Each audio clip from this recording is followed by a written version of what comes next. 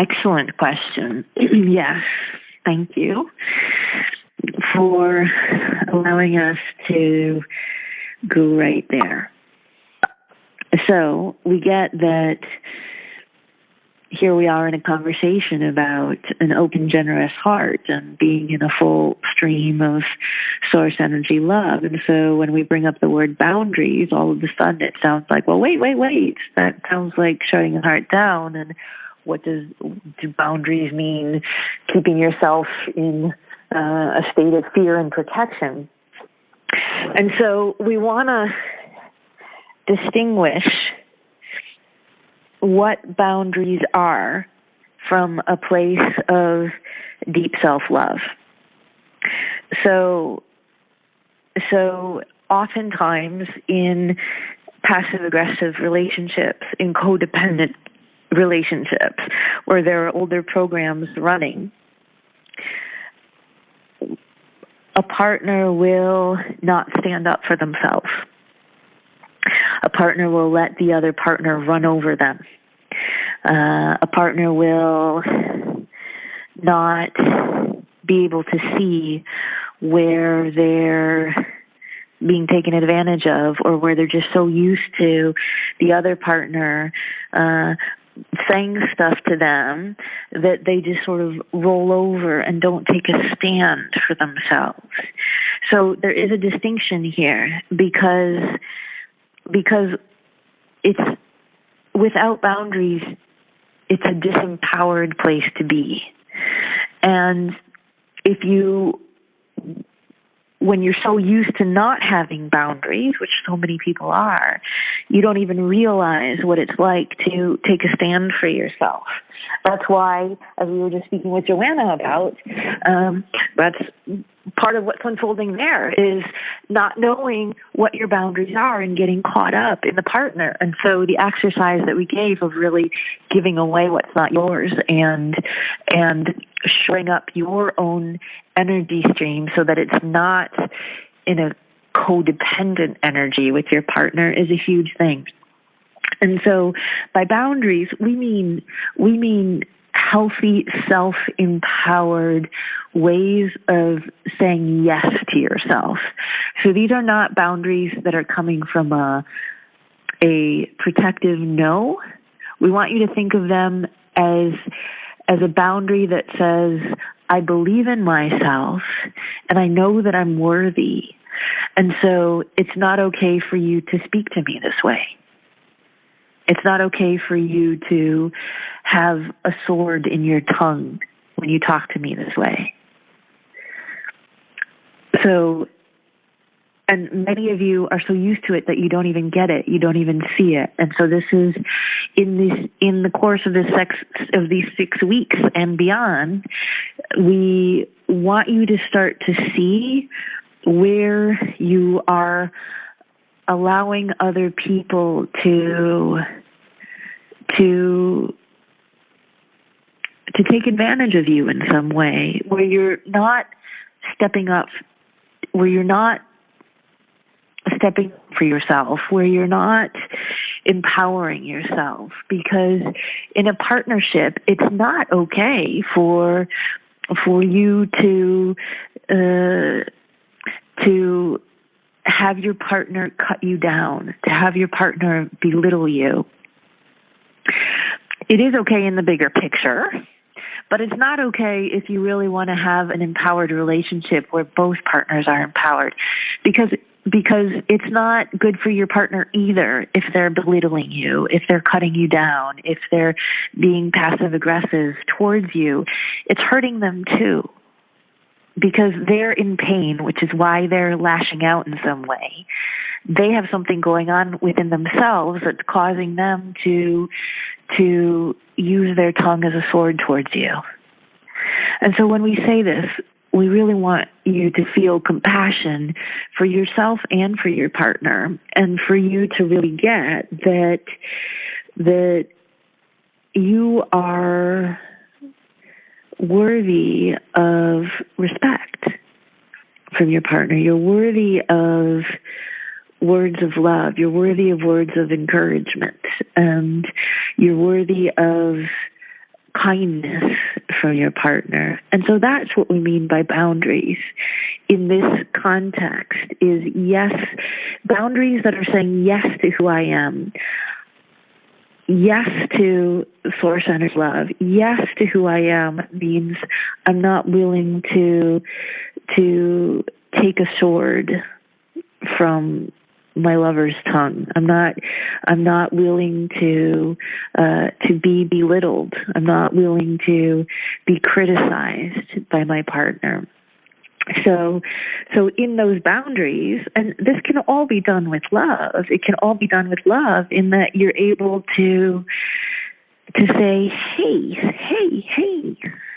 it doesn't feel good when you say that. It doesn't feel right in me. It doesn't feel okay to be criticized in that way. Can we have a new conversation from a higher plane where we're kinder to each other, and to allow yourself to express that? And it can be done with kindness, and it can be done with generosity, and it can be done without blame. But you have to start to be the observer of those patterns, and you have to start to be the observer of those habits, your own habits of allowing it to happen, and the habits of your partner, however that is, and notice where it's showing up in your other relationships. It's not just your patterns are going to be more dominant with your intimate partner, but they're patterns that you probably have in other interpersonal relationships too. It just gets more magnified in general with the partner that you're intimate with. So we want you all to just take a nice breath into that place right there of being an empowered being in a relationship, and also in empowering your partner in your relationship. Because as these old patterns start to unfold, we're just going to say it can get a little messy. It can get a little sloppy. And if you're able to have an honest conversation with your partner that says, where you say, hey, this could get sloppy, and it may be that some words come out that I'm not intending, but we're both creating new patterns here, and we haven't been in relationship in this way in new patterns before. So we're like fish out of water, and I'm willing to go there with you because I love you so much. I'm willing to go there with you because I love you so much. And I know that there could be some sloppiness along the way, but the dominant intention is love. So let's treat each other with kindness as we start to unravel these patterns together. And so once again, imagine yourself walking side by side with your partner, wanting them to be empowered, wanting you to be empowered, yourself to be empowered, and you want your partner to have healthy boundaries, just as you want healthy boundaries yourself, so that your partner is saying yes to who they are, and they're not taking on other people's stuff, and they're being really clear in what their desires are, and they're being really clear in what they're not okay with. And the same for you. So see yourselves walking side by side, hand in hand, as individuals who are absolutely in love with the core of who your partner is, who are both willing to let down some walls, to get vulnerable, to have some harder conversations, because the beautiful thing is on the other side of hard conversations, even if it's when you go to bed at night and your backs are turned and there's stuff there, really open up to, let's talk in the morning. If we have to sleep, if we can't talk through it tonight, if we have to sleep in a little bit of resentment, let's allow ourselves to process individually so that we can come back together from a place of a higher plane outside of ego. So be gentle with yourselves. we want you all to give yourself processing time, because we can't express enough. When you are so engrossed in your old patterns, you really don't know what it's like to speak outside of those patterns. And so just going to be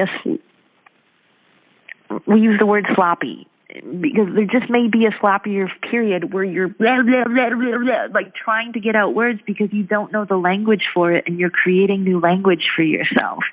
But in that sloppiness, if the intention is love, if the intention is we're healing together, if the intention is we're creating a new paradigm together, you're sort of in the chamber in between the two paradigms, and you're creating a new paradigm, and you're building it from the ground up. So give yourself credit, give yourself credit, give yourself credit, give your partner credit for being willing to be on this journey with you, even if they're not already on it with you, even if you're kind of doing it by yourself, or if you're calling in your future partner.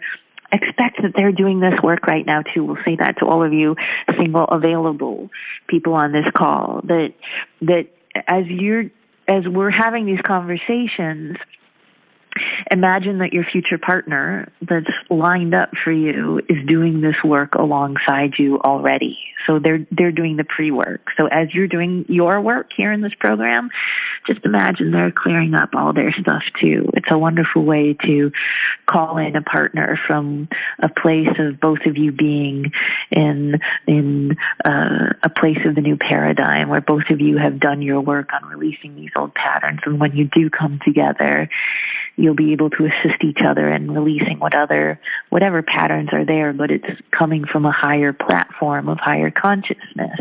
So just envision your future partner already doing the work. So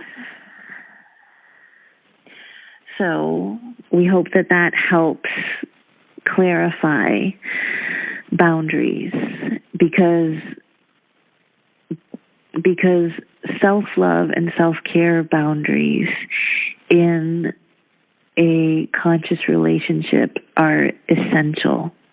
If you don't have them, you have codependency and people running each other over. Excellent. Excellent question, and we appreciate you giving us the opportunity to expand on that. So with that, we are aware of time, and we are appreciative to all of you for conjuring up this conversation, conjuring up these answers.